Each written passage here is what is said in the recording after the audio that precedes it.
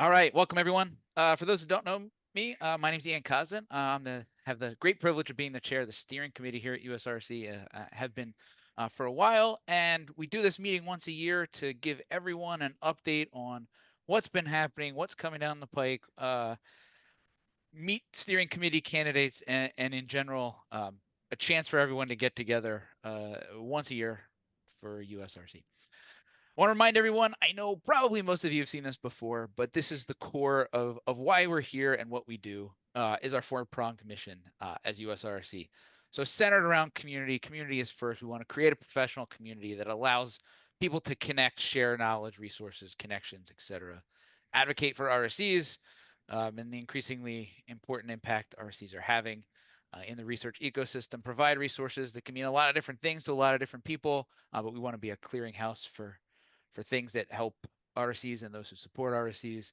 And then last but certainly not least is actively promoting and encouraging diversity, the DEI efforts, not just within the US-RSE organization, but within the broader RSE community.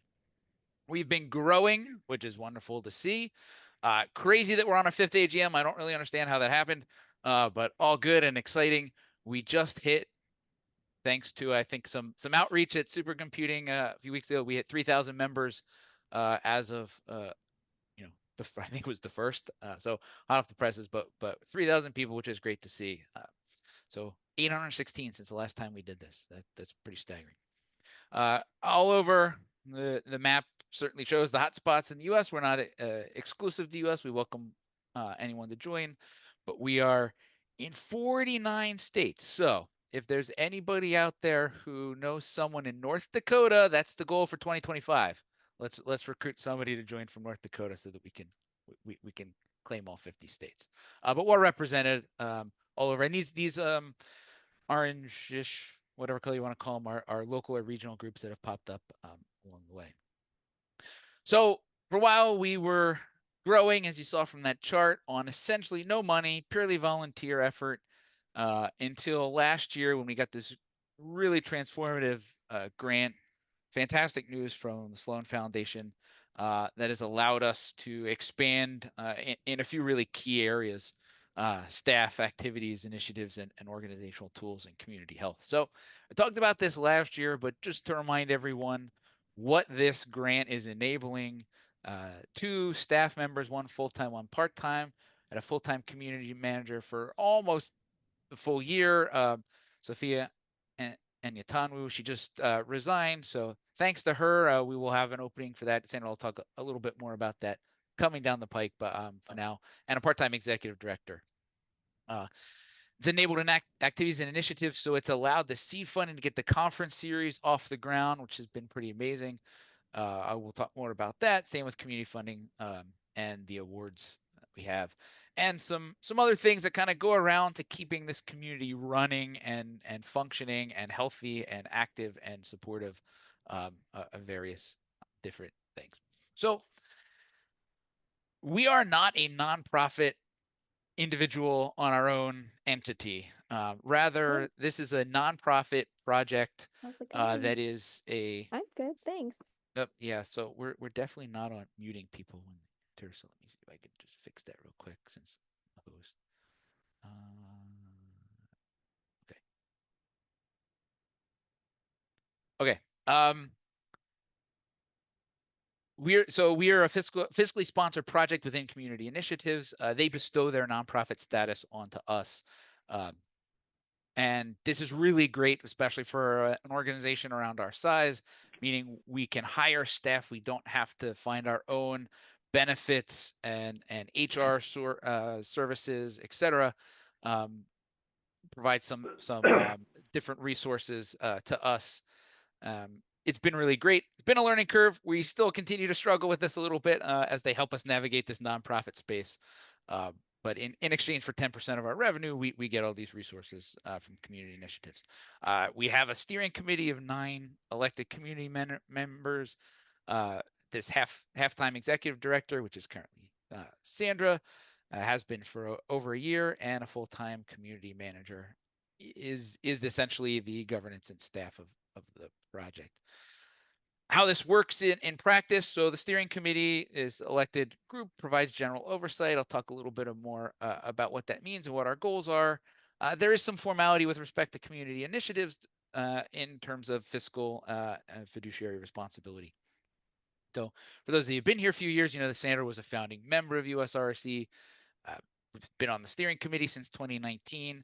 When she became executive director, she officially resigned. The seat was filled last year. And now, as executive director, Sandra joins most steering committee meetings as a non voting member, something that we've been sorting out over the last year. And I think we've settled on a good way to operate it as an organization. So, what's the steering committee up to? What do we do? Primarily, our goal here is to ensure alignment to the mission of the organization. One of the reasons why I want to start with it is that's our goal. Lots of things are happening, and we just want to make sure that they are aligned to the mission, provide some organizational long-term plans specifically around keeping this going beyond any one individual, organization, etc.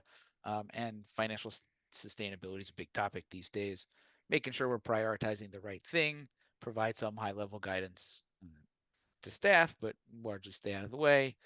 As I mentioned, we have some fiscal responsibility with community initiatives, but in the end, we're active community members, enthusiastic enablers. That is, we want this community to be what you want it to be and how it's going to best benefit all of you.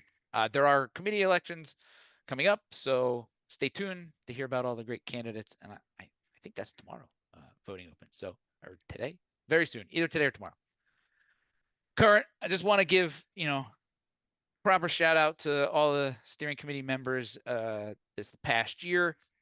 It's been fantastic to work with you all. If you know these people, send them a thanks. They put in lots of volunteer effort, hours a month to keep this thing going. It is a lot of work for us still, and you know we couldn't do it without you. So these are a wonderful group. I sincerely thank you.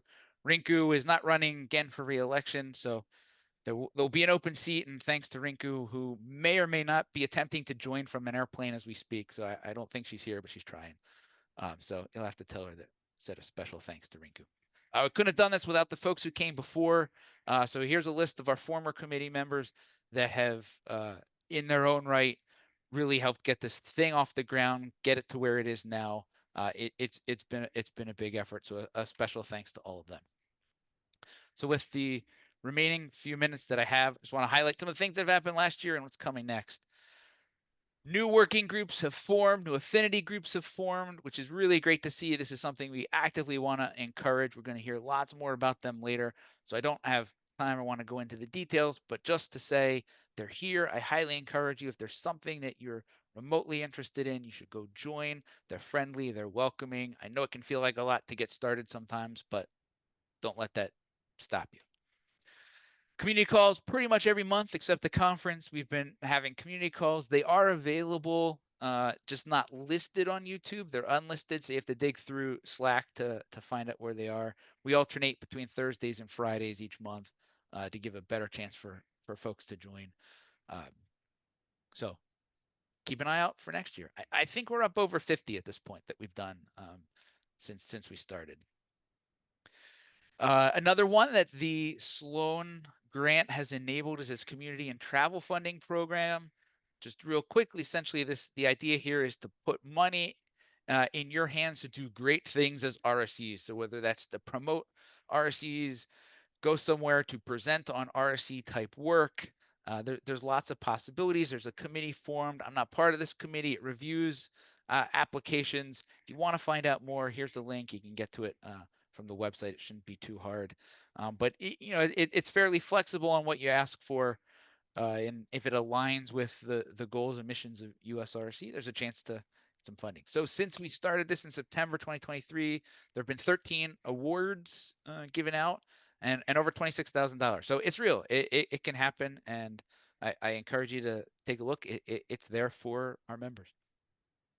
Another new initiative that was launched this past year were the awards to celebrate outstanding achievements on the RSE community. And another committee was formed to solicit nominations and select winners, and excited to announce we formally did this at the conference, but recognize Dan Katz for the 2024 Impact Award and Christina Maimon for the 2024 Excellence in Service Award. And if you're interested in being part of this committee, there'll be a call sometime next year to put together a committee to do this again in 2025. We had our conference in Albuquerque, huge undertaking that was incredibly successful. Over 275 people showed up. We had all these different submissions and different tracks.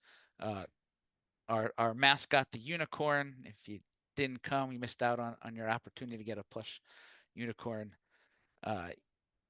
Keynotes, student programs. My biased opinion, a legitimate and highly successful conference that brought people from all different areas together to share in this thing we call research software engineering. I would be remiss if I didn't recognize that it was the success it was because of hundreds of people. I don't have time to go over all of them, but I've listed them all here. Go back to the recording, pause it, and give a shout out to where shout outs are due. Miranda Munt and Lauren Milliken, the general co-chairs. I have to specifically say something. They did a fantastic job and putting all this together, but it was the effort of tons and tons of people. Listed the more subcommittee co-chairs here, and 2 pages of reviewers to make this these submissions peer reviewed and ensure high quality. It took 106 reviewers, which is pretty incredible. And then in person, 46 in-person volunteers. Again, couldn't have done this without you. A testament to how amazing this community is that people came out, stepped up, and volunteered, which is truly remarkable. And last, certainly have to recognize the fact that we couldn't do this without our sponsors. Sloan got it going, but the sponsors are who keep it going.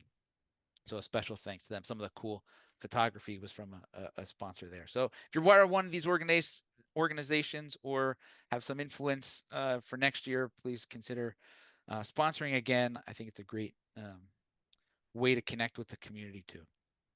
So moving forward for next year, what's on the plate? So as I mentioned, our goal here in the short term is again to ensure alignment to the mission. We're really focused on how do we get this from where it is now to something that is sustainable, both financially, but also from the activities that we're doing, things like the community calls, things like keeping some of the platforms that we're growing reliant upon and the community uses moving forward. The conference is a major event. It checks every box on the mission, and we want to continue that, and that takes fair bit of support and from us that we want to make sure continue. So again, support and enable is a big theme, both from staff, working groups, conference, and the other general community activities that are happening. We want to hear from you. If you think there's things we should be doing, we shouldn't be doing as an organization, feel free to reach out anytime. We're around. Speaking of conference and next year, US-RSE 25 is in the planning stages already. It'll be in Philadelphia in October. The exact dates are to be determined, but Kurt Hilligus and Christina Maimon are our general chairs. They're on it. They're actively working with a few different venues to pin down dates and specifics. But as I pointed out earlier, it takes a lot of people to get this thing going. So we need some volunteers. It's a great way to give back, get connected, meet new people, and make this thing a success. So a few ways to keep in contact with what's happening with US-RSE 25. You can go over to the website. It'll continue to get updated as things develop. But there's also a mailing list that'll get more specific announcements than the broader US-RSE one. There's now a Slack channel for specific questions, conversations that'll probably get more active as we get closer to the conference. And there's a specific way to get in contact with the organizers and organizing committee down here. It's also on the website. So I want to wrap up with the same slide that I showed before, but I think it gets to the brunt of what we're doing. A lot of what happens in Slack, and we get asked a lot, how do I get involved? Obviously, the conference is a great way, but can you post in a channel? You're all here, so I assume you already know this. Yes, of course you can. Can you create a channel? Please do. Slack is there for all of you. Can you start an initiative, organize an event? Absolutely, we want to help support you.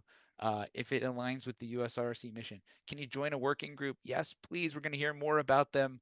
They're doing great work. Can you start one? Absolutely. There's instructions and guidance, and we want to help. And finally, is this only for HPC national labs and universities?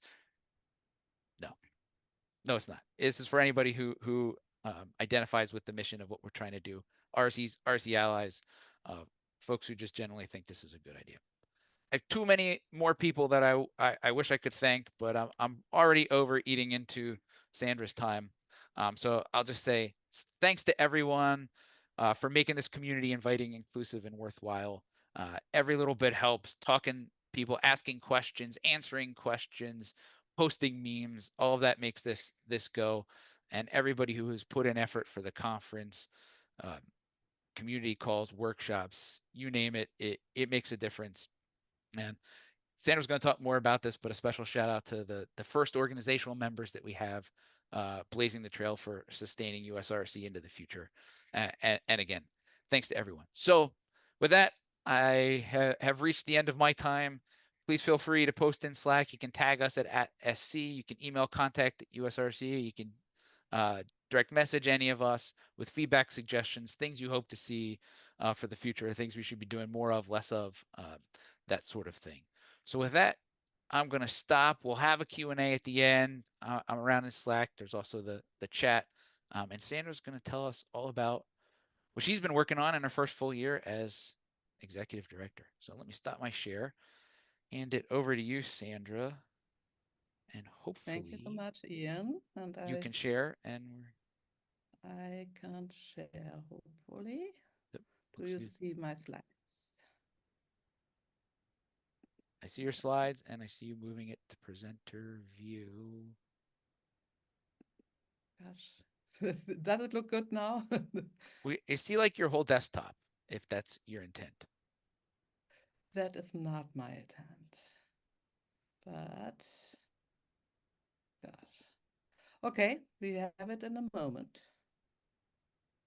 Let's try to start from the beginning. Does that look Looks good? good. Yep.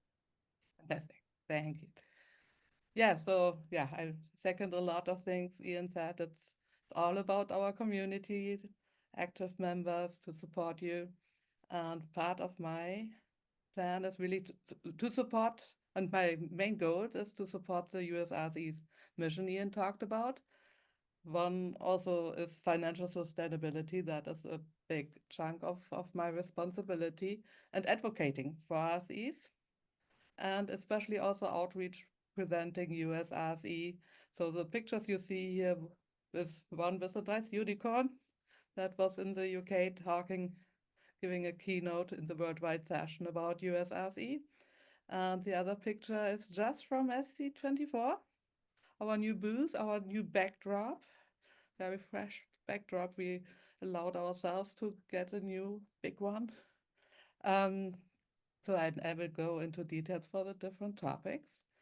So for financial sustainability, we worked with RBW strategy and looked at different, because government grants, federal, state, local, we often know already from our academic work.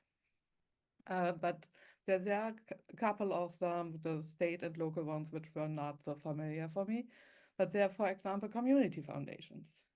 And they're organized like public charities. And they build, their endowment through contributions from many donors and distribute funds within a given geographic region. So that can be really beneficial for us for some activities around some local, around the conference or something like that. Corporate foundations are private foundations that are normally established by for-profit corporations, but they are legally separate from the parent corporation. So for example, like the Volkswagen Stiftung, we'll say a little bit more about that one, it's a German one. Donor advised funds, so it's really administered by community foundations or other financial service institutions. So there are donor advised, oh, sorry, yeah. And family foundations are private foundations. and where the original donor or the donor's family play a significant role in governance. And there are independent foundations and private foundations. And they really gave us an overview what could make sense for us, what would be good leads for us, because there's this really difference between how much time can we invest, or I can invest to go for funding, what should be a minimum we can ask for, what is the effort to keep it going, and there should be always a trade-off. If it's a lot of work, then the sum should be maybe higher, or it's a long-term investment that they're known for giving for several years. So we got at the end 7 leads, and I'm working on the first one. And I hope that it's really directly fruitful. It sounds very promising, but yeah, it's on paper. So that is part of my work for the next 3, 4 months to follow up with these 7 leads we got from our work. We worked with them for about 5 months to find out what could be a strategy. We went through, yeah, 3 databases or they filtered it for us, what we wanted to see. 3 databases of, yeah, of founders and funds and foundations. So there are a lot of possibilities, but that makes it also a big landscape. So that was good to have someone who could help us narrow it down. So I did write out federal grants. So there was an NSF travel grant for US-RSE 24. I wrote also DOE travel proposal, which did not get awarded at the end, but I will follow up with them. And I wrote my first NASA proposal. With the HDF group, we got highly ranked, but not awarded.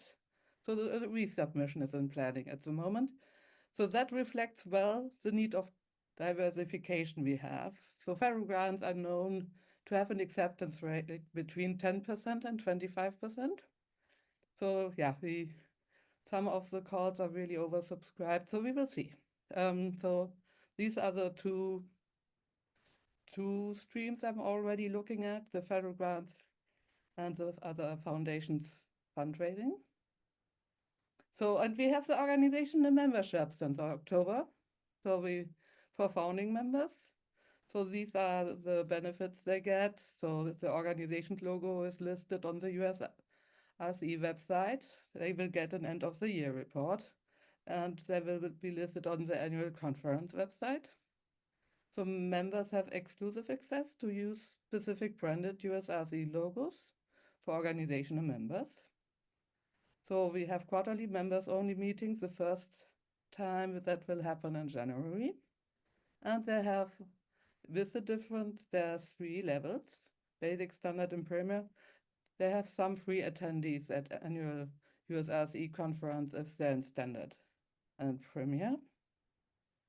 So they can get highlighted positions in the job board, the standard 2 per year with premier 4 per year, and a spotlight of an organizational member or representative with premier. They can request promotional material like US-RSE stickers and brochures, and they can get a discount for sponsorship at the conference in the premier level. And so I repeated this one there, sorry. It's double in this table. And these are the cost or the membership fees. So for academic R1 and R2, from basic 1,000 per year to over 2,000 to 4,000. So not R1 and or R2 is half of the price, and as well as MSIs and HBCUs, since that is part of our mission to support diversity and help them to really afford the membership fees. And industry, this company with more than 20 employees, not really small companies or with 1 to 20 employees. So they can discuss with me if they would like to have a basic membership. And the standard is 5,000 and the premier is 10,000. And organizations can give annual memberships to other organizations. And a 5-year membership can be purchased for the price of a 4-year one. So, if you think your home institution would be interested, please reach out to me. Um, whether I can present, or if you see a chance, maybe to bring me with someone in contact who could, you know, get your university, your institution, your national lab into the membership, that would be great. So at the moment, we have premier level, University of Illinois Urbana-Champaign. Also premier level will be, it's also in the pipeline, is Berkeley. And standard level, we have the Center for Research Computing of Notre Dame. We have the Purdue University Rosen Center for Advanced Computing. We have NCAR. We have the Pasteur ISI. We have Indiana University with Research Technologies, the, the University Information Technology Services. And we have also the Globus team at the moment in the pipeline. So they have already advised on money to us. So that is very exciting. So we are 2 months in and we have our first members. That is very cool. And we have still the unicorn fundraising going on. It's 5 days left. And so if you still want a unicorn, there are not so many anymore. So this is the 2024 edition. And I know it does not contribute so much to financial sustainability, but it's also around community building. And I just had it at the moment in Germany for a project. And I was here at a meeting of the RSE, the German RSE Association, and a workshop for that. And people are still smiling when they get the unicorns. So if So yeah, there I come to the advocacy. So NSF, for example, at the CSSI PI meeting, Katie Antepass was there, and I was on a panel as well as Mike Sandner. He's he was the director of the Center of Excellence for Science Gateways and is also very into supporting research software engineers. And so we were on the panel talking about research software engineers, and the director of the Office of Advanced Cyber Infrastructure from NSF said at the meeting, if the term RSE would have existed at my time in academia, I would have been called an RSE. So that is very exciting that she sees that it's in her own yeah, history in academia. So yeah, I'm talking with DOE, I'm talking with Sloan. Um, so the Volkswagen Stiftung is like here in Germany, the foundation behind Volkswagen. And I talked with them yesterday, day before yesterday. And I gave also one of them a unicorn. The first reaction was that they cannot join as a member. They did already join the Research Software Alliance as an international initiatives to support RSEs. So, but they were open then to say that we can write a proposal together with the RSE to get also funding from them. That they are open to hear from us. So that are good news. The other good news for advocacy is so I have contact to the US Department of Labor. And every 8 to 10 years, people can apply, or organizations can apply that RSE, that a profession is added to the statistics and described there and everything. So the next application deadline is in 2 years. So, and I got encouraged to apply to include RSE as profession in the database for professions.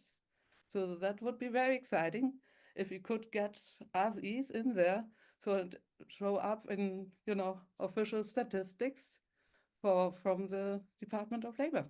So that I think would support it very much that research software engineer as a profession is a thing. So I've done a lot of outreach. So we had booths at PERC 24 and at Supercomputing 24. And next week is AGU 24. We will have the first time a booth there. So I'm very much looking forward to this. And it's, yeah, geophysical research needs so much research software, so that will be exciting. We have an MOU with Better Scientific Software, and we are working on more MOUs with other organizations. I have 3 monthly meetings with non-traditional community leaders, like from the Academic Data Science Alliance, carpentries. So different leaders to discuss our challenges, and we have some outcome from that. So there will be soon a workshop around AI. And yeah, this year I gave 29 presentations, keynotes, panels. So this is the list here for the outreach. And I think it's really important to travel and talk about it, because until now I always met people who didn't know about US-RSE or research software engineers. So I think it's an important aspect of my work. So yeah, Ian said it already. We had for 10 months, 11, or nearly 11 months, a community manager. And she was curating and publishing the regular newsletters. She has established community recognition awards. A couple of people, or not only a couple, got a few got them. She did LinkedIn spotlights. She helped organize the US-RSE 24 conference, and she piloted multiple new community programs. And the position is open again. So we will work on at the beginning of next year on having a job description there. So yeah, what are the plans for 2025? So we get with Sloan the no-cost extension and most probably more. So applying there. We will, I will follow further leads from RBW strategy. I will work on federal grants. I will advocate for RSE with funding bodies. I will start the work with the US Department of Labor. I will plan to have a focus group with industry and to hear back what industry would like to see with US-RSE. I would like to set up more MOUs with more fitting projects and initiatives. I will continue with the 3-month meetings with a group of leaders of non-traditional organizations. I will continue outreach, giving talks. I have already will give a talk, for example, in February at an open science event in Denver. And of course, we are looking into filling the community manager position. And the overarching goals is like from last year, that we want to change academic culture, the culture around research software, that it's really incentivized, that it's recognized, that we keep the welcoming and sustainable environment with US-RSE, and also to keep the grassroots character that makes community this community is so enthusiastic. That is fantastic. And we want to keep this. Is that? Please contact me if you have suggestions, if you have ideas. Contact me in Slack, email me. Have an open ear for anything where you have ideas what I could do for outreach, advocacy, everything, sustainability. Thank you. And I stop sharing here. And with this, I give it now to Miranda.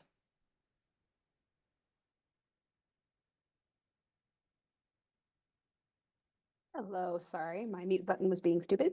Hopefully you can all share my screen. Apologies for having no camera today. I am on site at work in a room that has no camera. So you just get to hear my lovely voice instead.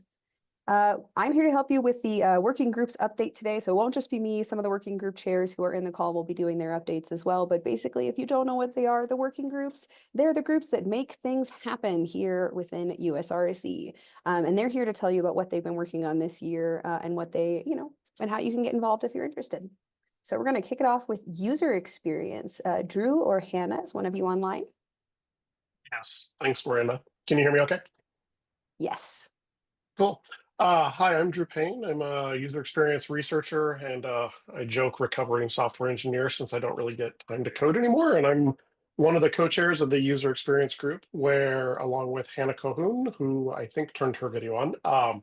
So we have been around for almost exactly a year. We put in the proposal right around Thanksgiving last year and had our first kickoff meeting right before Christmas.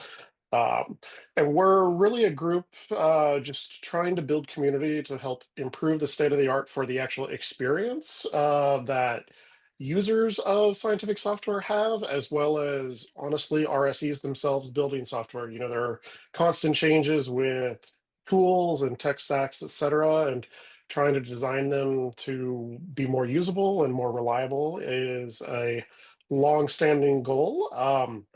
As a group, we're trying to build a community of practice of people that are concerned with user experience in the scientific software space, be a resource for RSEs and domain scientists who are interested in learning about user experience or how to do certain types of activities to improve their software, and really just be another inclusive part of this community.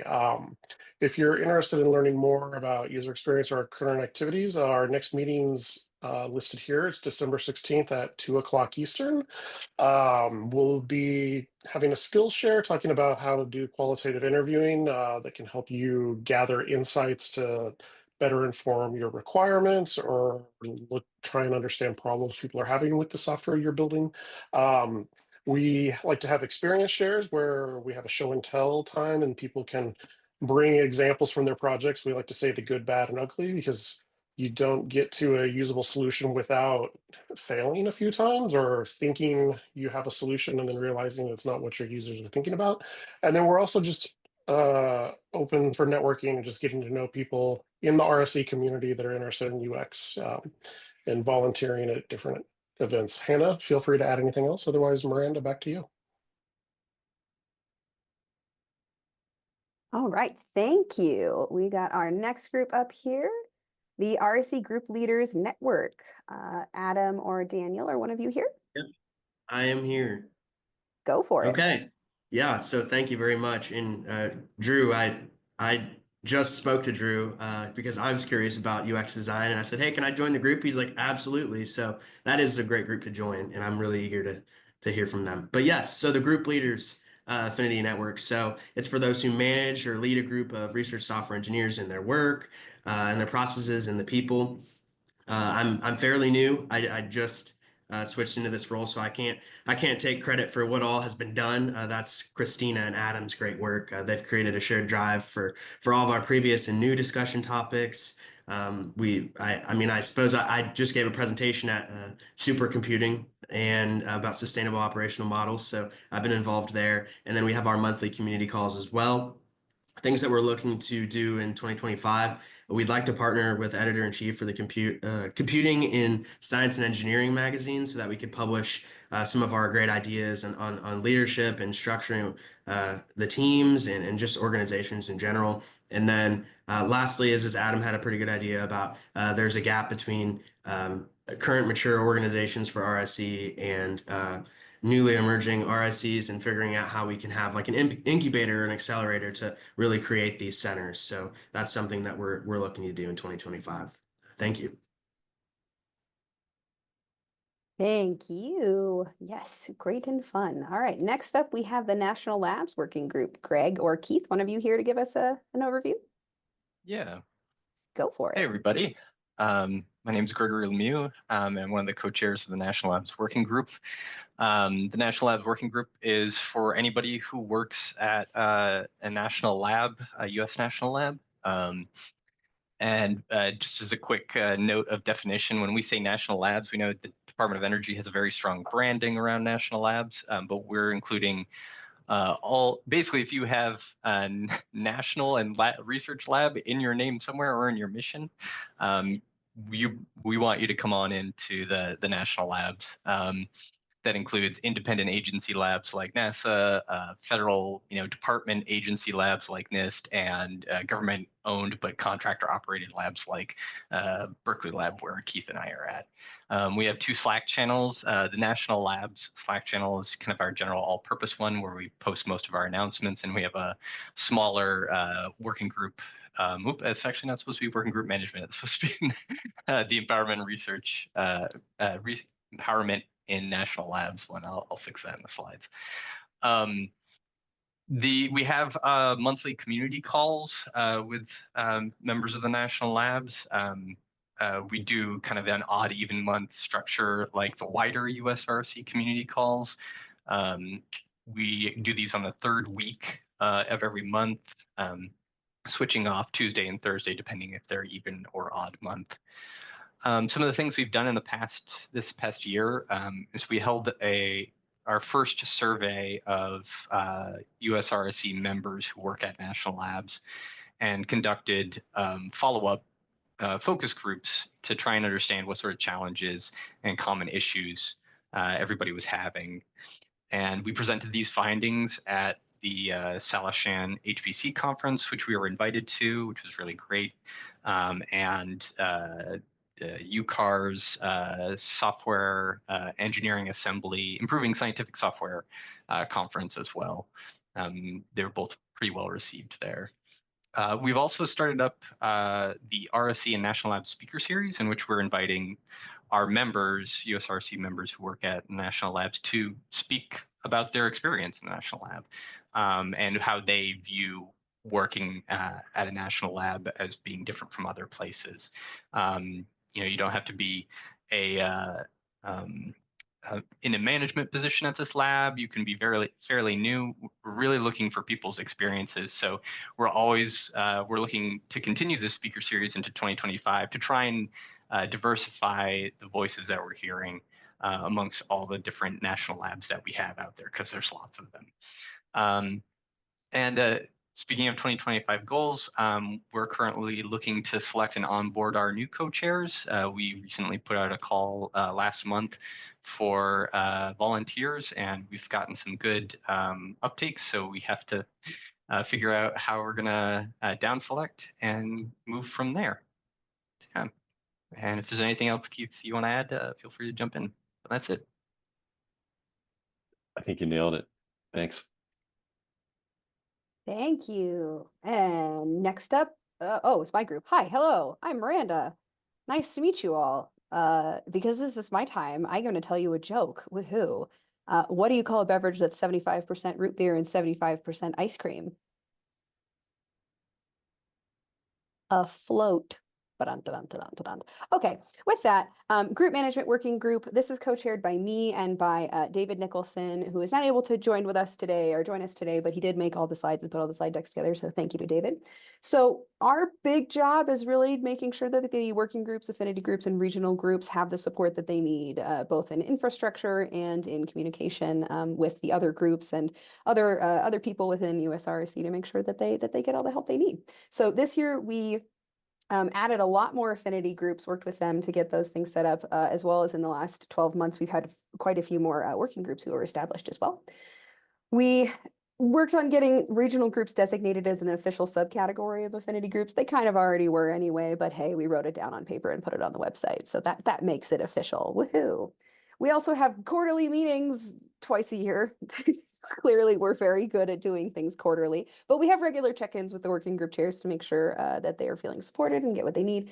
And some of the themes that we get from, or that we've gotten from those meetings, are that they want to know how to get people more involved, or tell people how to get involved, or how to really communicate what their message is for the community and what they're trying to do, which is one of the reasons that they present here at AGM. And if you went to US-RSE this year, we led our first working group fair as well. That was an activity that David and I put together because we wanted to make sure that the working group chairs got a chance to talk to all of you about what they do in the place where we all come together every year. Woohoo! So our new working groups this year are community calls, user experience, and code review. We've heard from one of these. Community calls was technically already a working group, but they got all formal and official and pretty on paper. We'll hear from community calls and code review in a few minutes. We also had some new affinity groups and regional groups that were formed. So in terms of affinity groups, the RSE Group Leaders Network, they technically, again, were already an affinity group, but just official and formal. Now I got a nice badge there. RSEs and Neuro was formed, Unconventional Computation, and AI ML. And then our regional groups, we have the DMV RSE, the Princeton RSE, Chicago RSE, New England RSE, and our Seattle RSE groups. If you are in one of these regions and you're interested, hey, these ones talk, they chat, go chat with them as well. If you are in your own region and want to make your own, go for it. We have a form online that you're more than welcome to fill out so we can help make you nice and pretty and official. Our next meeting for our working group chairs is on December 13th. This is a quote unquote one of our quarterly meetings, and we'll see how it goes. All right, and that is it. If you want to get involved with us, though, you're more than welcome to, but we understand that Group Management Working Group is a terrible group name, and we don't have a better name for it, but we would appreciate you joining us anyway. All right, handing off to Education and Training. I believe this is Jeff and Lauren, if one of you is online. I am here. I'll be doing this one. So, hi, I'm Jeff Carver. I'm a professor at Alabama. I'm on the steering committee, and I've been with this working group since the very beginning. I think it's one of the longest ones going. So, Lauren Milliken, I'm not sure was able to make it, so she's the co-chair. We have been focused on supporting education and training activities around RSEs and looking towards a more formal RSE career paths over the years. We've done a number of things. You can see what we've got there. We have links to some online training materials, RSE skill sets. We've hosted a number of technical talks. Hopefully some of you have been able to attend those. Those are all linked from the web page, our web page on the website, so you can go back and look at any of those. We've also helped support the online portion of the US-RSE conference tutorials in the past. And we are just continuing to do that. The tutorials and the talks have been well received. The talks, just to give a quick overview, have been shorter, so more an hour or hour and a half overview of something. A technical talk is that. Then a tutorial is a little bit more hands-on, a little more focused on a particular topic. It might be a little bit longer, and people are usually showing up or ready to do something, learn a new skill or a new technique. So we're organizing both of those. We try to kind of alternate between the two of them. So the next one that we have coming up, we're trying to currently finalize all the details, but we'll have a technical talk early next year. So be looking for the advertisement for that. We do post that both in the working group channel, which you can see at the bottom of the slide, as well as more generally in the other Slack channels. We do have a regular meeting. We are going to be moving that meeting starting in January, so we can find a better time that works for folks. So if you're interested, please join the channel or contact Lauren or I, and we would be happy to get you connected to that as we start back up with our meetings in January. Thanks, Miranda. Thank you. Up next, diversity, equity, and inclusion. Alex and Lance are here. Which one of you's taking the mic this time? Yeah, I can take it. Go for it. Yeah, so hi, I'm Lance Parsons. I'm one of the co-chairs of the DEI working group along with Alex. So our mission is to actively promote, encourage, and improve diversity throughout the broader US-RSE community. We have a Slack channel, an email address, along with most of the other working groups. And so some of the things we've done in 2024, one of the more popular things was organizing media club discussions. So we usually choose like a movie, podcast, a paper, or something that touches on a DEI related topic in technology. Kind of all watch, listen, read on our own, and then we meet up to discuss that. We've also posted spotlights of inspiring figures to celebrate Pride Month in June or Black History Month in February.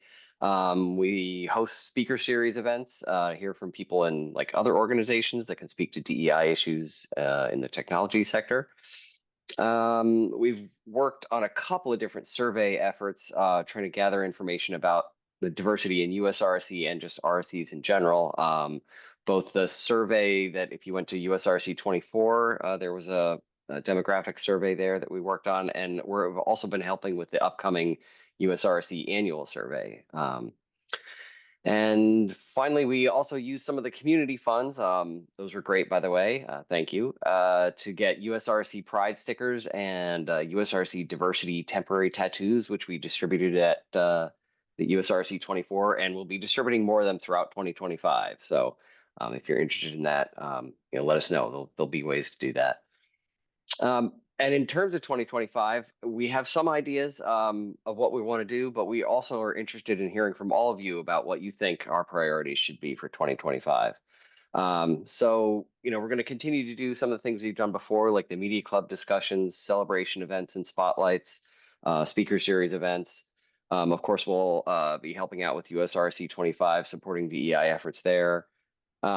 And some other ideas we had were working on our list of DEI resources. There are some now, but that can always be improved. Working on shared language for US-RSE spaces, like recommendations for that, and updating our working group presence just in terms of the website, Slack, newsletter, social media, Mastodon, maybe Blue Sky, LinkedIn, things like that. So if you all have any ideas, thoughts, comments, suggestions, send it our way. We're there on Slack. Like I said, there's a email address, wg-dei@usrc.org, or join us in our next meeting. We meet on Zoom. I think for now we're setting it to the second Wednesday of the month, 3 p.m. Eastern, 12 p.m. Pacific.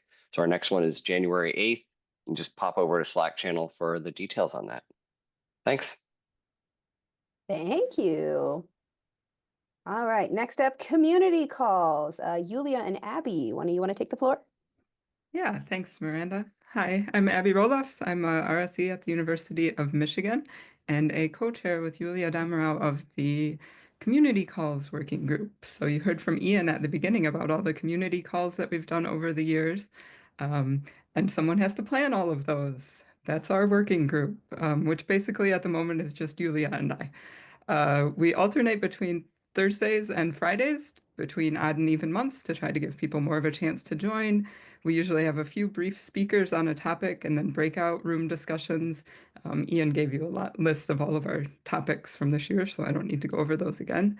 We post videos in the community calls channel in Slack. They're on a unpublished YouTube channel that you can get to if you have the link. And then we would love to have other people involved. It is hard for two of us to come up with enough topics to do a monthly community call. So please, if you have suggestions for topics, things you would like to hear about, things you would like to talk about, let us know in the community calls Slack channel, in the general Slack channel, in the random Slack channel. Basically anywhere in Slack, you can tag Julie and I or just say community calls and let us know your ideas and we will probably do them sooner or later. We would especially love to have more people involved in the community calls working group. This is a decent bit of planning for just a couple of us to do, so we would really appreciate some additional volunteers to help out with this in the coming year, because our plan for the coming year is to continue to hold these on a monthly basis, and hopefully have more community involvement. We would love to see you in the calls or in the working group.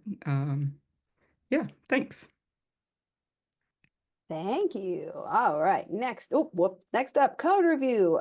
Troy, Jeff, one of you here? Yep, I'm back. Hi, Jeff. Hey, so this is a group that started about a year ago as well, maybe a little bit more.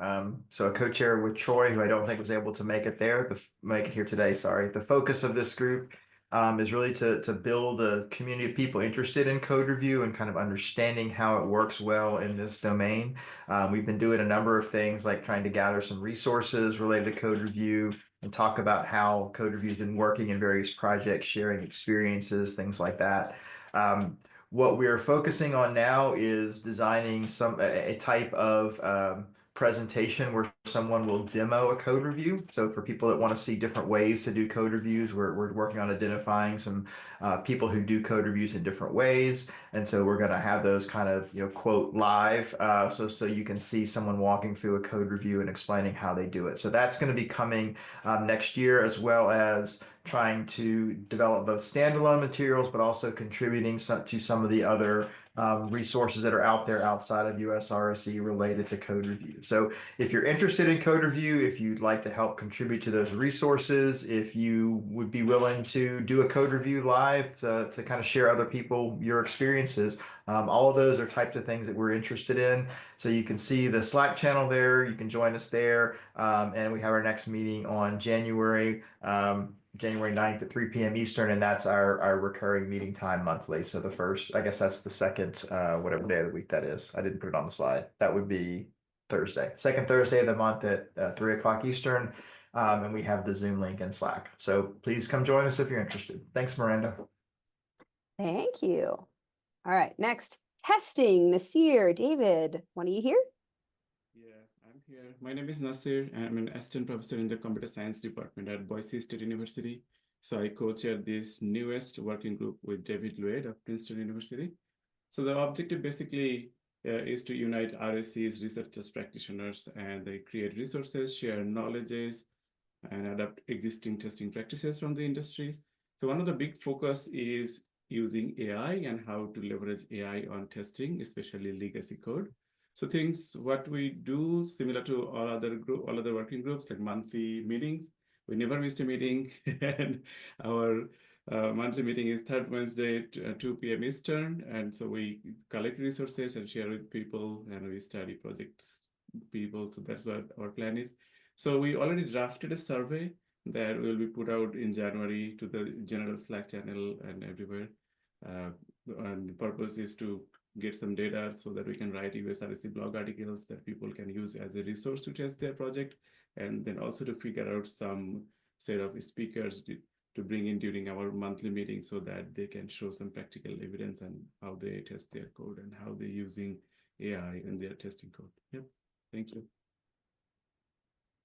Thank you. And that is the end of our overview of our working groups and what they have done this year. With that, we're going to move on to talking about election stuff. So I'm going to hand it over to Alex.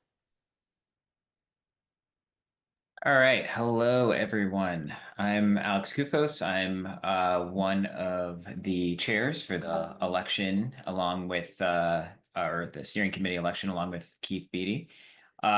Today, we're going to be talking about the upcoming Syrian election, which you all should have gotten some emails earlier today about voting.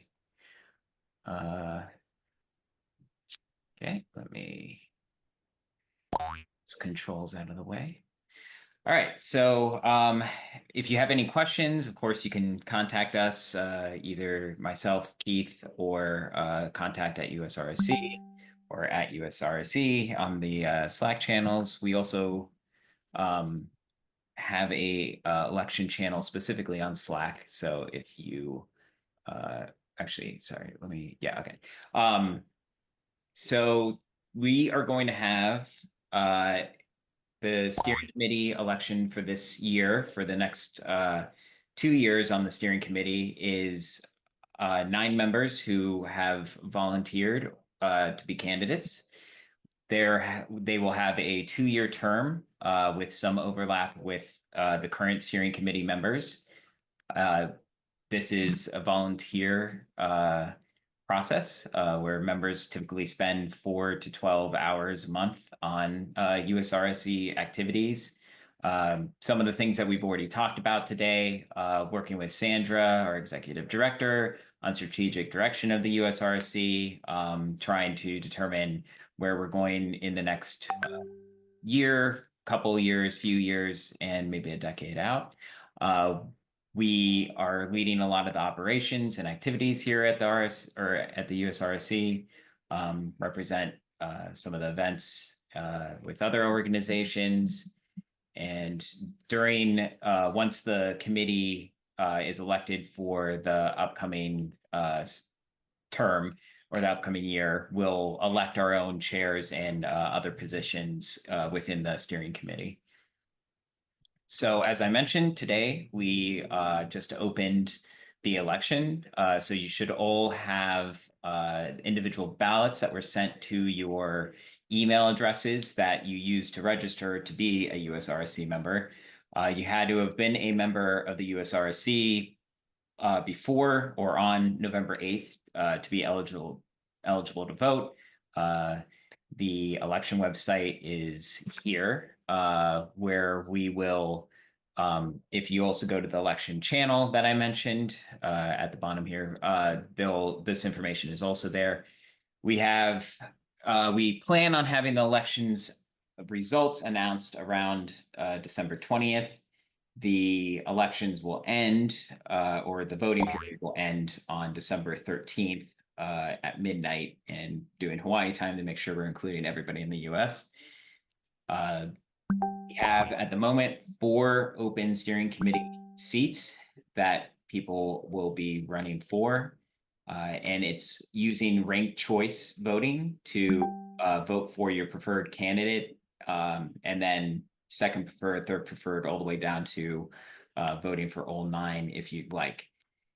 If you have any questions about any of this stuff, or have questions for our candidates themselves, again, please check out the elections channel or the election channel on our Slack. That's where we'll be asking questions and answering them. The candidates should all be on that channel as well, so you can ask them things directly, or you can just reach out to Keith and I if you have more general questions about how the election works. The candidates or the 9 candidates that we have are Aniz Rahman, Chen Zong, Cordera Kaur, Daniel Madrin, Yulia Demeraux, Kenton McHenry, Leslie Espana, Miranda Munn, and Sujata Goswami.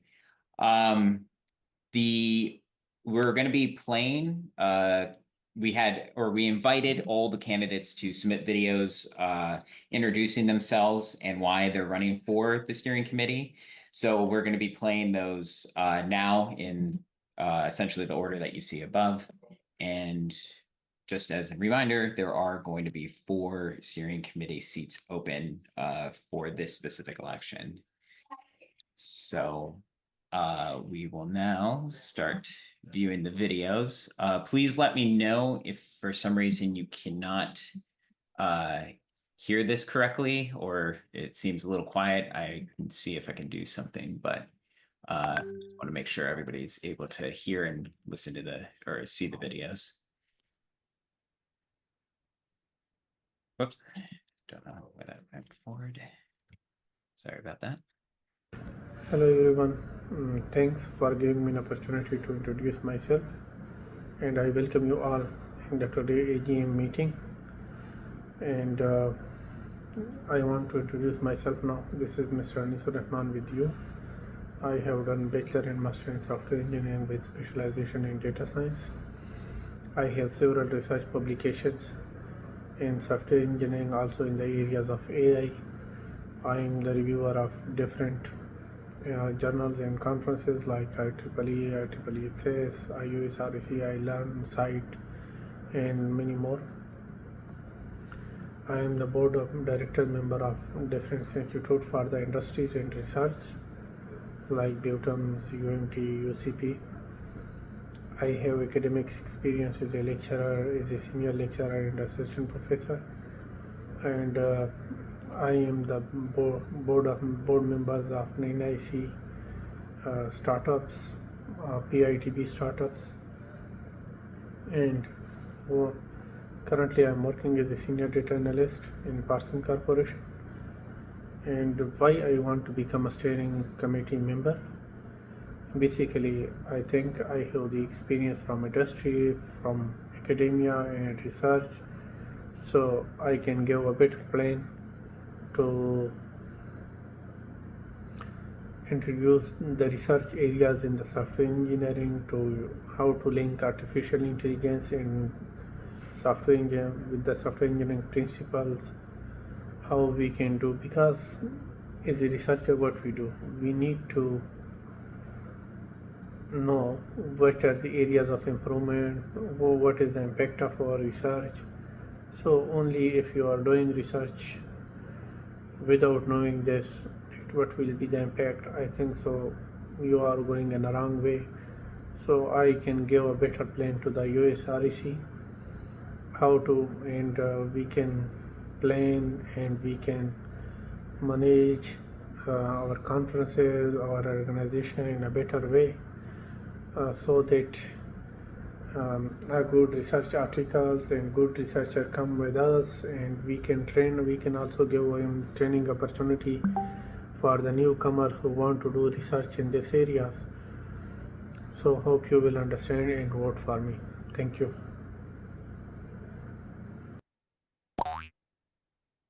Right. Hi, my name is Cordera Kaur, and I'd love to share why I'd be an excellent candidate for the US-RSE Steering Committee. I'm currently a senior software engineer at the University of Washington, where I work to bridge software engineering and open source to empower researchers, educators, and the broader RSE community. Over the past decade, I've built a diverse career spanning computational biophysics, AI-driven research tools, and community building initiatives. With all of this, one of my proudest achievements has been serving as part of the 2024 US-RSE Executive Planning Committee, where I've worked to create spaces that connect and inspire RSEs across the country. Locally, I've been focused on growing the Seattle RSE community through meetups and events that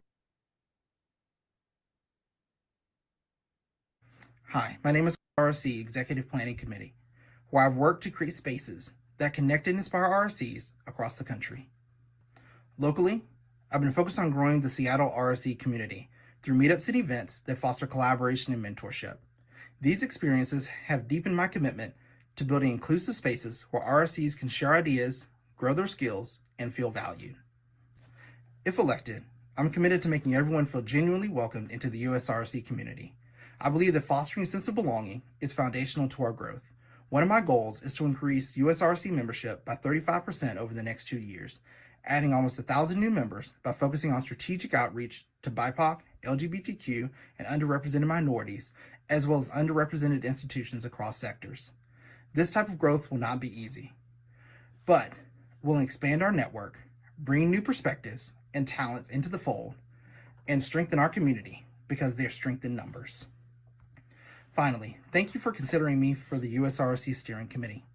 I'm ready to bring my energy, vision, and dedication to this role, and I look forward to contributing to the future of our incredible community. Let's build this together.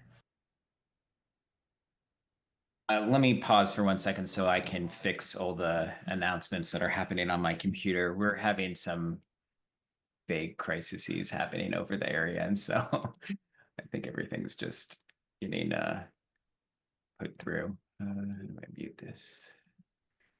Where's the mute? Alex, I don't know if you want to stop sharing while you're doing that. Yeah, sure. You're sharing your screen. Yeah, sorry. Oh boy.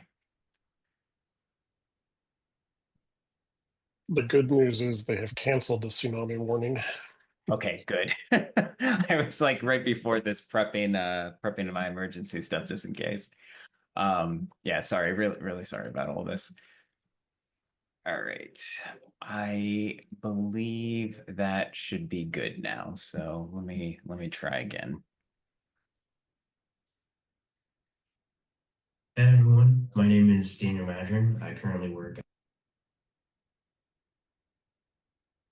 Your screen is not currently sharing, Alex.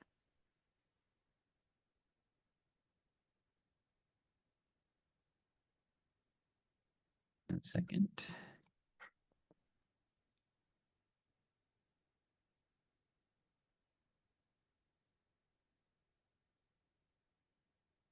All right. And everybody see that again. Hey everyone, my name is Daniel Madron. I currently work as a Senior Research Development Administrator for the Rosen Center for Advanced Computing, specifically the sub-center within the Rosen Center, which is the Research Software Engineering Center.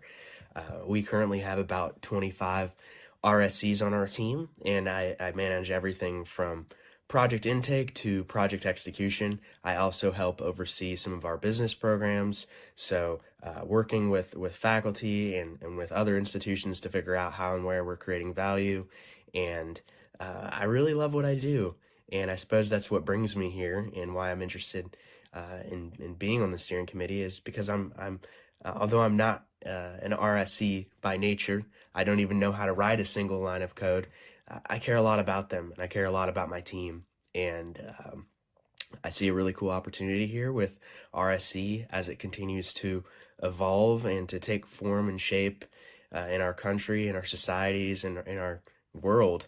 I see an opportunity to really shine light on how great RSEs are. And it's hard because you guys are unicorns, and I want the world to be able to see how special you guys are. So that being said, I have kind of a non-traditional background.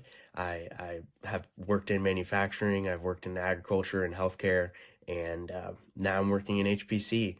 And like I said, although I couldn't tell you how to code, I'm a really good business partner. I help my RSEs with project intake and structuring their projects, making sure that we have a statement of work. I help oversee the business side of research software engineering specifically. So anything that I can do to help my software engineers, whether they're curious about licensing, whether they're curious about how to engage with faculty, or maybe they just don't have the time to engage with faculty and they want to do what they love. So I take that role on. But to look at specifically how I want to contribute to US-RSE more broadly, I think, like I said, I bring a non-traditional background, and I think with a non-traditional background, I bring a wealth of knowledge from industry and from academia, having been to graduate school as well. I've completed my MBA, and I think I just bring a fresh perspective and a new perspective on what RSE could look like from now until and for the years to come. So that being said, I'm very thankful that I have the opportunity to run as a candidate, and thank you guys so much for considering me. And like I said, I have a lot of really good ideas when it comes to expanding RSE into other untapped areas, such as commercial opportunities and potential diversified revenue streams. So with that being said, thanks for listening. All right. Hi, I'm Julia Damaro, and I am a lead scientific software engineer in the School of Complex Adaptive Systems at Arizona State University. I'm currently on the US-RSE steering committee, and I'm really passionate about creating training opportunities and a career path for RSEs, and I believe that US-RSE plays a critical role in this endeavor. I remember when I first found the UK RSE Association way back when, and that feeling of, oh my God, there are other people like me, and there's a name for what I'm doing. But this was not until after I finished my PhD and after I ventured into the industry and then came back to academia. And I envision a future in which students can learn about the profession of RSEs and make a conscious choice of pursuing such a career rather than being lucky enough to Google the right terms or meet the right people at the right time, not like me, who had to do all these things to find a path. I'm currently the treasurer of US-RSE, and I've supported US-RSE's move to our current fiscal sponsor, which is the entity that gives us nonprofit status by making us one of their projects. And I've been involved with US-RSE's financials really since we had financials. Among other things, I have co-chaired the first US-RSE conference in 2023, and I'm one of the organizers of our monthly community calls. So if you have been to one of those, you have probably met me, at least on Zoom. Besides US-RSE, I'm also on the steering committee of DH Tech, which is a community of people doing technical work in the digital humanities. And many of us are either by title or by way of what we're doing, research software engineers. Among other things, DH Tech organizes virtual meetups and conference workshops. For example, we were present at this year's US-RSE conference with a BOF on RSEs in different domains. And I would like to stay on the US-RSE steering committee to continue to give a voice to those digital humanities RSEs in our community. At my day job at ASU, I work a lot with students and student workers. I run a group that develops software for complexity researchers and humanities researchers. This group mostly consists of student workers, so I mentor and I teach a lot. I also created a class called Fundamentals of Research Software Engineering that is taught to graduate students, and it is a required class in the online complexity science master's program here at ASU. Bottom line, I think research software engineers play a critical role in the research enterprise, and we deserve a proper career path and recognition for the work we're doing. And that's why I really like to continue to serve US-RSE for another 2 years. And if you have not made up your mind, I would be very grateful if you give me one of your votes. Thank you.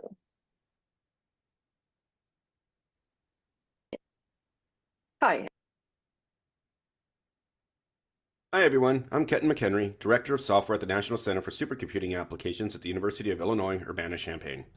Our incredible team of 50 rock stars, including research software engineers, research UI/UX designers, research data engineers, and research scientists, come together every day to tackle the ever-growing software engineering needs research needs today. For over 35 years, NCSA has been at the cutting edge of software development for research, pioneering groundbreaking advancements that push boundaries and change the game. Let's face it, the journey hasn't always been smooth sailing. Challenges like job security, career development, and recognition for those of us behind the curtain have been persistent hurdles. For the last 16 years, I've been tackling these challenges head on, both at NCSA and across the broader community. Fast forward to 6 years ago, I stumbled upon the UK and US research software engineering communities, and wow, it hit me like a lightning bolt. These challenges weren't just local, they were universal. Since then, I've been all in on the US-RSE community, diving into roles like elections chair, organizing the first community awards, and leading the technical program for our inaugural conference. At Illinois, I'm proud to have helped build our RSE team, formalize the RSE title, and revolutionize HR practices. We carved out a career path that ensures RSEs thrive. These efforts inspired broader contributions, like co-authoring a chapter on managing RSE teams and championing efforts to classify scientific notebooks as peer-reviewed scholarly objects. Because let's be honest, software is the backbone of modern research. But here's the real magic. About 4 years ago, our team clicked. The culture shifted. It became one of passion, innovation, and joy.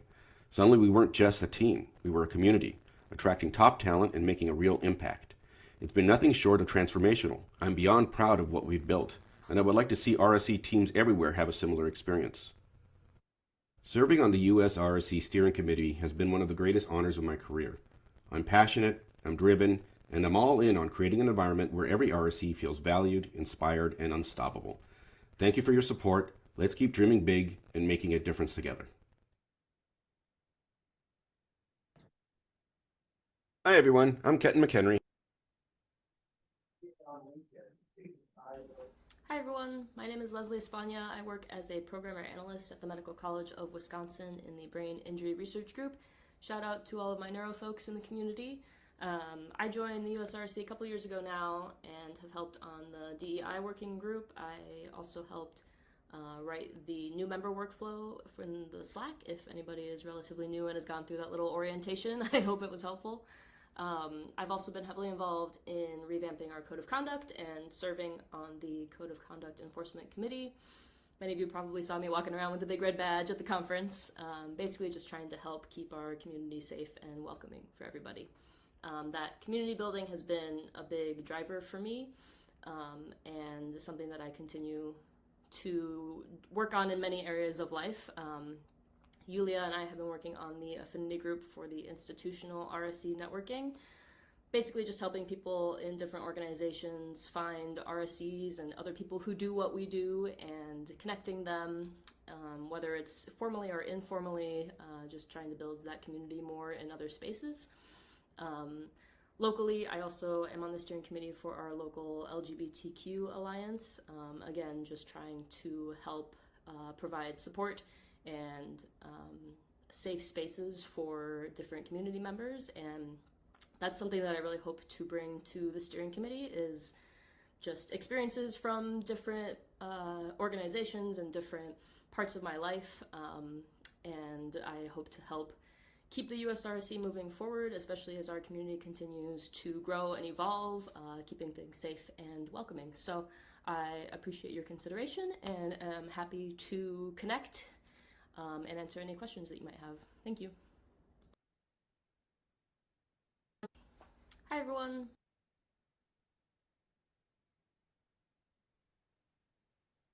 Hello, everyone. My name is Miranda Munt. I work at Sandia National Labs in Albuquerque, New Mexico. And if you don't know me by now, then you don't know that I always tell really bad jokes. So let's start with one. Why do front-end developers eat lunch alone? Because they don't know how to join tables. Thank you for watching this video and considering me for the steering committee for this upcoming term.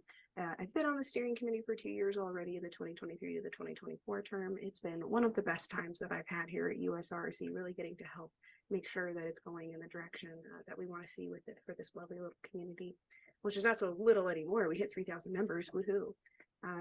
This past year in particular, I was, along with Jeff Carver, created the Community and Travel Funds program and all of the process for doing that, as well as acting as one of the co-chairs for US-RSE 24 that happened here in my hometown in Albuquerque, New Mexico. I would really like to continue to be on the steering committee to be able to continue doing all of these great things and to make sure that we have sustainable practices and processes and and help just continue this organization in its growth. I have so much love and appreciation for everything RSE and RSE related, and I hope that you'll consider me. And that's it, short and sweet, just like me.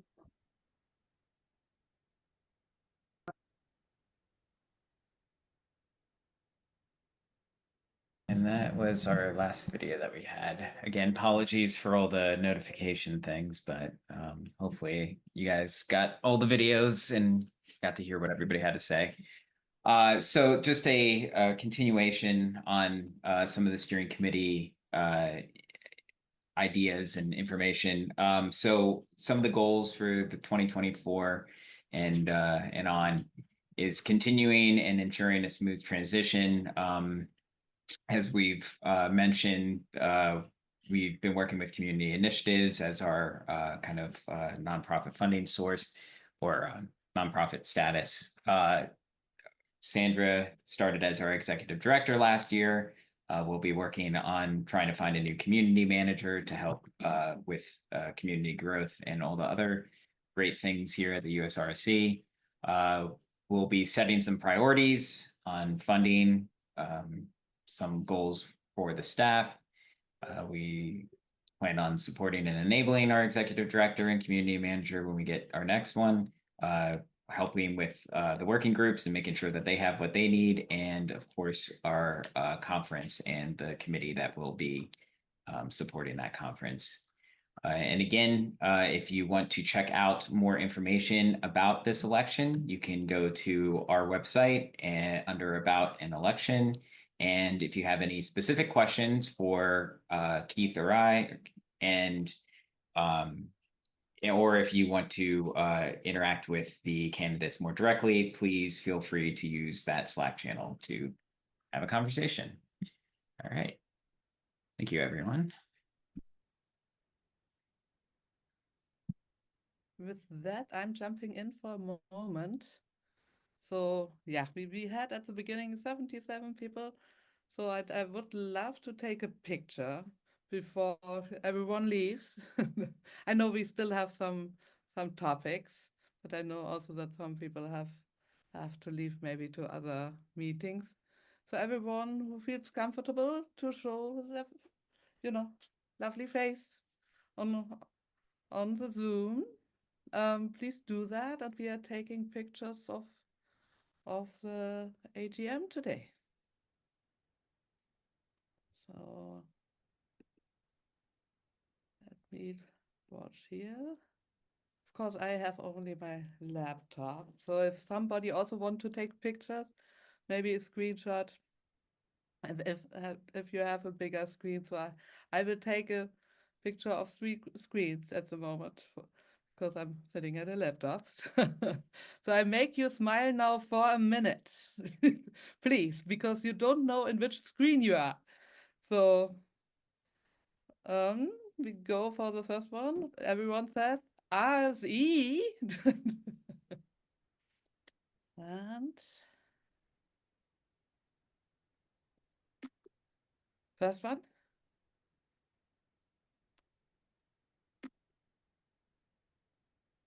Second. And now it was only 2 screens. Okay. I got pictures and I made 6 people disappear. I'm sorry. Maybe they come back on. And I give it back now, I think, to Abby.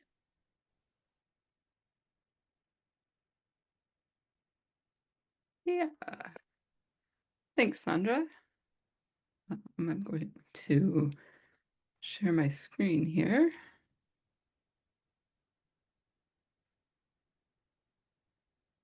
All right, can you see my slide deck here? Excellent. All right, as I said, I'm Abby Roloffs. I am the Deputy Treasurer of US-RSE as part of the steering committee this year. Our treasurer is Yulia Damarau, who unfortunately couldn't be here today, but she puts in a ton of effort keeping all of our finances straight and keeping everything sorted out. So huge thank you to her for all of the work she does and has done through the past years as the treasurer. I'm just going to give you a quick overview of what our US-RSE finances look like, what we're spending money on, where we're getting money from, and how things look for the coming years. So 2024 financial information. Our main huge income source was the Sloan grant that was mentioned earlier in the meeting. It's a 2-year grant that we received the second part of in this past spring. We also get money from organizational memberships, which Sandra has started organizing, And we already have gotten $24,000 from that just in the, I think, 3 months that those have been up and going. So that's great. We also have a few people who do individual monthly contributions or one-time contributions, and we get some income from that as well. So every little bit helps. So thank you to the people who do that. As far as spending, the things that we're spending money on are salaries for our executive director and community manager, staff travel for Sandra to go to all of those conferences that she's doing outreach at and all of the things we heard about earlier. The conference is a big one. Travel and activity funding, the code of conduct training, and then some assorted smaller expenses like swag and software and things like that. We also have to pay fees as part of our community initiative fiscal relationship. So for us to be a fiscally sponsored project with community initiatives, as Ian told us about earlier, they take 10% of our income, basically, with a minimum of $2,500 per year. But in return, we get all of their assistance with our financial and HR and all of those things that Ian mentioned at the beginning of this meeting. So one of the big financial things that we kept track of this year, where a lot of our expenditures and income were, was the 2024 US-RSE conference. We made about $93,000 in registrations and about $72,000 in conference sponsorship. The conference cost about $200,000 to put on. So if you do the math there, we had to dip into our Sloan grant funds a little bit to cover that difference, but that's what the grant funds were there for. So we're still doing okay. But because of that, and because we would like to keep some reserves to pay for upfront costs in future conferences, we will likely be increasing the registration costs somewhat in the coming years. So as I mentioned, there are, when we're planning a conference like this, a number of costs that have to be paid upfront before we've gathered the registration costs and the sponsorship costs. We have to put deposits on things and pay for venues and things like that. And we use that Sloan money and the reserves in our budget to pay for those. And we will continue to have revenue from previous conference years to pay for upfront costs going forward. So it is a high financial priority for us to ensure that we can continue doing the US-RSE conference series going forward.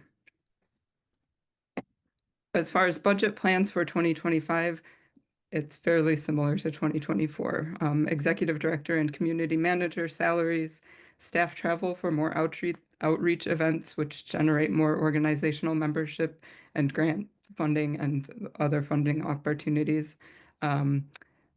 We're going to continue doing funding for member activities with the travel and community grant awards that you've heard about. We encourage you to apply for those. We would really love to fund things that the community is doing.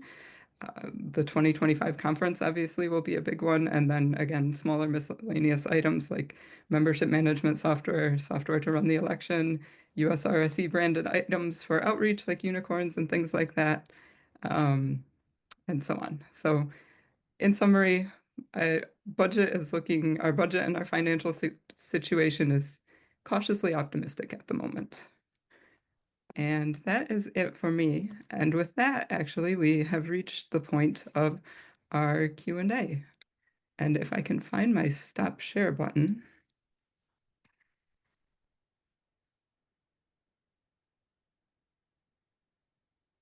There we go. All right. Do we have any questions? You are welcome to raise your hand, put them in the chat.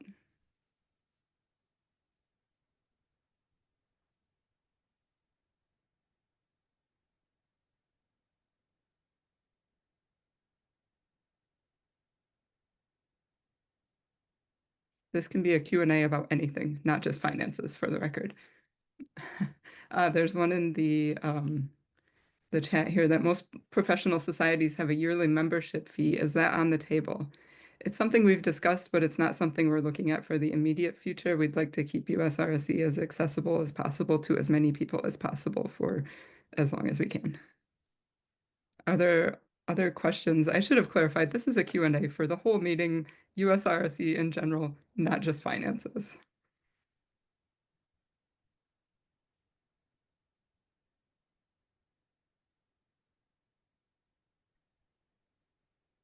Okay, how does the 2024 revenue versus expenses for the conference compare to 2023?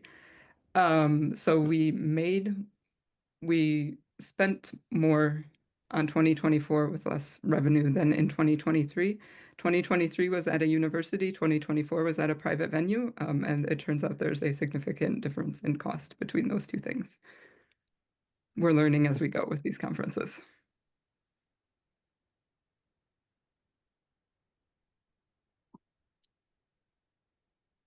I'll make a quick announcement that if you did not get an email about the election, the steering committee election, and you were expecting that you would, let me know. And I might be able to fix that. So. So this is a good question, and one that I think I will have Sandra answer. Actually, starting back in August or so, there was a discussion about a formal membership track level category. Is that still under consideration? I think this might be in relation to the work that Sophia was doing. Yes. So there was we looked into the membership that how can people get more engaged? What is a good way for people to join? What is, for example, what would people like to learn first, or use resources? So how could we set up a track like saying, oh, I'm interested in this. How can I get more involved? Well, what are activities? So we still would like to do something like that to have, besides the onboarding, for example, what Leslie mentioned, with a small workflow in Slack, that there are more resources, that really people can get some tracks where their interests are, what kind of working groups might be of interest, and also adapting it to the effort everyone is able to put in. And sometimes, there's no time to do something, and sometimes there's a little bit more time to do something in the community. We know volunteer work, and I'm only 1 year the executive director. I can remember the first 5 years volunteer work, so I understand. So yeah, so the idea was that there are different tracks how to join US-RSE, which is beneficial for the knowledge, for the experts. So that is, the next one I probably also can take. So we know that the Sloan grant, the current one, runs out. I'm cautiously optimistic after conversations that I can say that we get an extension with more money from Sloan. And we need also, of course, and therefore I talked about it, that we need more. We need not only Sloan, we need different, different diversification of our funding, but we won't have a gap next year. So that I can say for sure. But that is why I'm doing the different fundraising things. So any connections, anything you hear about, organizational members, you can, get me in contact, or in potential organizational members, you can get me in contact with. So that would be fantastic, because that would be, if people or companies, universities, national labs are really excited about us. I hope that this can contribute for years and maybe at least fund the full salary of the community manager in the long run, which would be very helpful to have that for safe. Ian? Yeah, I wanted to jump in and just say it from a slightly different perspective of, the long-term financial sustainability of this organization is going to have to live on without, major grants from a single philanthropic organization. And Sandra's put in a ton of effort on trying to put together this organizational membership model. So sort of a call to action to the community. If you can help make connections or spur your organization to sponsor a small piece of this, it's going to help us continue to offer what we do. And I think another great example of something that only US-RSE can do through having staff is the fact that, as you saw, Sandra was at all these places advocating, promoting what it is that we do, why RSEs are important. She gets, as executive director, the audience with funding agencies and councils and institutional leaderships that trickle down and make RSE lives better. So I think there's a sell to your organizations to be part of this organization. It's not too much. And if many join, we can potentially sustain this with staff and some of the things that we're doing moving forward. So just putting in the pitch to please, reach out, ask questions of what we can do to help promote it, these organizational memberships within your institutions, labs, companies, etc.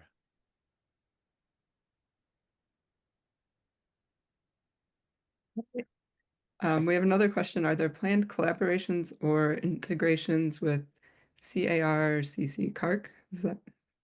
It's CAC, yeah. So collaborations, yes. I think that there is overlap, and we are talking regularly and going to each other's events. So integrations, I don't think that we integrate the two organizations with each other, but collaborations, yes. Or I have to ask back, what do you mean with integrations?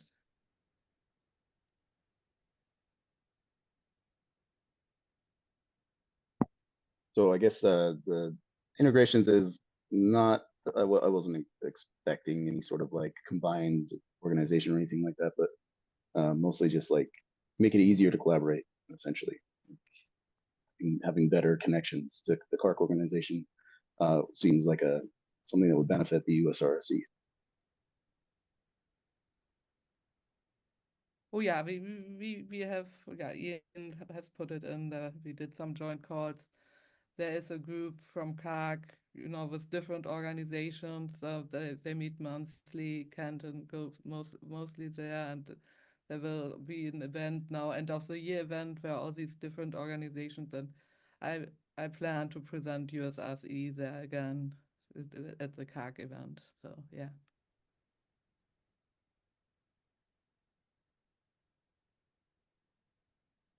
Sandra, didn't you also attend the CARC annual meeting as well? Yes, I did also that. Yeah. This might be a question for Miranda. Is there a timeline on when the candid photos from US-RSE 24 will be made available? But we have them. I just don't think we figured out how we want to share them yet. So this can be a conversation that we have soon, and then hopefully we can get them out to you. But hopefully everybody who had headshots taken has already gotten that. I sent those out. But yeah, we have the candid photos. Just haven't figured out how we want to share them yet. Yeah, sorry I teased them in mine. I went and grabbed them yesterday, and they're cool. So we'll figure out how to get them out in a reasonable way.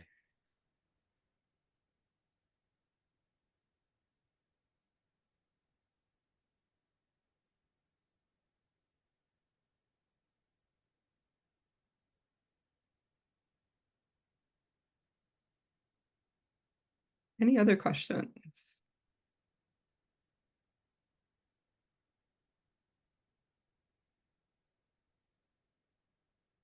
The expected timeline for committee assignments for US-RSE 25. That is a great question. Is Kurt or Christina here? I think they were aiming by the end of this year, beginning of next year, but don't quote me on that. Yeah, that sounds right to me too, with the caveat too of I know that they are heavily, I don't want to say burn. They're dealing with figuring out how to get this venue set, and that is taking a lot of their attention. And I think they're prioritizing that with putting the committee together later. So I think they were targeting the end of the year, beginning of next year to get the key ones in, said at least. They're planning on scheduling an initial meeting in December, apparently. So soon, I would say. It is December. Yeah.